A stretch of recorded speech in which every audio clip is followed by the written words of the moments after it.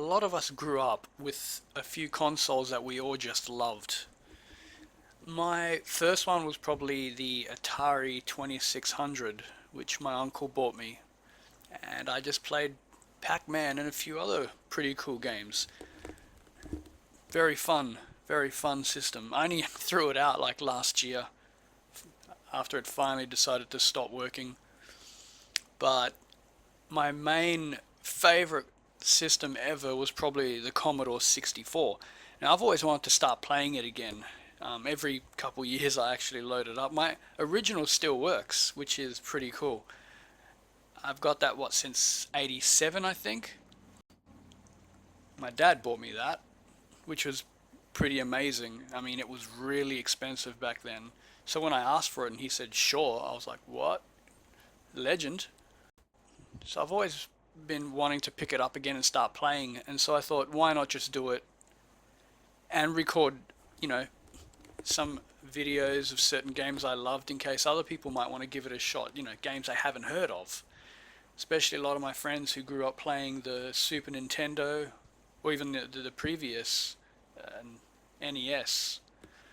They'd never seen this system before. And I totally, really recommend giving it a shot if you love old systems. Because, I mean, some of the games on that were just unbelievable. And quite a few were violent too. I mean, if anyone ever heard of Creatures, you were pretty much this little furry blob thing, and you had to go through a little maze to get to your girlfriend who's tied up to something like, say, a table with a chainsaw. If you didn't get there fast enough, you saw her just start, twitching and blood going everywhere as the saw cut into her. And this is the stuff I grew up with. And I love it. I love it to death. The other really interesting thing is most systems come with like one type of, you know, game type media, like say a disc or a cartridge. The Commodore had three things. They had the tape deck, which is what I had, and I swear some games would take forever to load. I'm talking, you'd sit there 20, 30 minutes. The worst part is when the game wouldn't load and you'd have to redo it all up again. You just sit there for half hour sometimes. But some games were okay since they had like little mini games you could play while it loaded. And now and then they'd give pictures and music. And the Commodore had amazing music. But yeah, aside from the tape deck, they also had the disk drive, which I ended up getting much later off a friend. And they also had the cartridge, which went in the back of the system. And I mean, the amount of joysticks that thing had, you can't even describe how many there were. They had like even paddles for racing games, and it was just so cool. And you could do a whole lot more than just play games on that. You could program. I mean, it's one of the few things that I used to do back then. I could make, with instructions, of course. This is the first thing I ever did was this balloon go from one side of the screen to the other. Now, once you started messing with things like that, you started doing really, really fun things. Like, if you ever read any of those, choose your own adventure books where you read and at the bottom it gives you like multiple choices, and then you skip to that page. But with this one, you could do the same thing. You had your whole story going, and then you could just choose what path to take at the bottom. Just keep going north or east, or pick this up. Kind of like an RPG, but more adventure game related. But yeah, it was a lot of fun creating those for friends, and you'd save them to your disc or your tape. Just something that you couldn't do on the Nintendo systems or the Sega Master systems, etc. I think that's what made the Commodore just so good to play. You could do so much with it. There were just some of my favorite games. The Dungeons and Dragons series, that was really, really good. There were some other ones. I loved this one iteration of Aliens. I played that repeatedly. I think I still do. Every few years I'll load it up just for fun. And I mean, there were other ones like Whizball and one of my other favorites, Mad Doctor.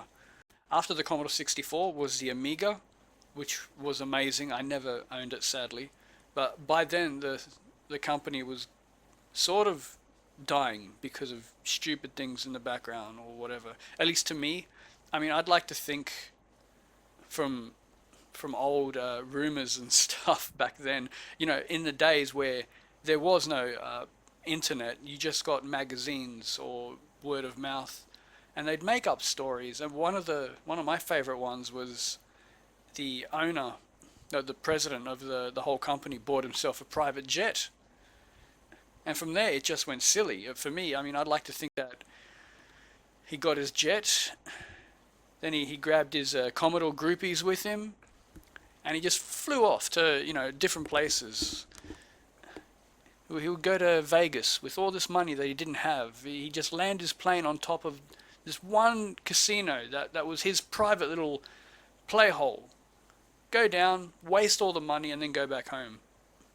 And I like to think that's probably how the company got into problems, but it probably isn't. But it's my favorite, so I'll stick with that. And speaking with the no internet, back then you just had to rely on magazines. And there was a brilliant magazine called Zap 64. It would have all these really, really good and funny articles and reviews in there, and each magazine would come with a little cassette tape, which would have free games, demos, and just stuff. It was awesome. Every time it came to the newsagent, you'd be there, yes, is it in? Is it in? I'm so happy. And there were also some things that we don't really have, at least I haven't noticed any. Anytime you went to the shop to buy a game, you could, get the single ones. Sometimes they'd have a double pack. But the Commodore also had these other packs that were anywhere from 5 games to 10 to 25. And you just buy one of those, and you're always guaranteed at least a few good games. You didn't know what these games were half the time. It was just random buy. If it looked interesting, you grabbed it, you loved it, you hated it, whatever. It was a different era. I loved it. There's certain places you can go on the net to find, heaps of info about lots of different systems. But for the Commodore 64, my favorite would be Lemon 64. It has just so much info. I mean, you can click on the games listing at the top, or write in whatever you want, publisher even.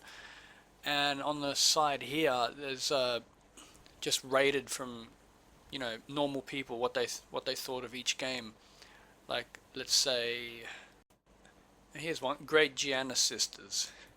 This was an awesome one. It was actually a bit of a rip-off of Mario Brothers, but it was done so well that, to be fair, it was probably better if you ask me, and a lot of people that played it, and Nintendo forced them to stop selling it.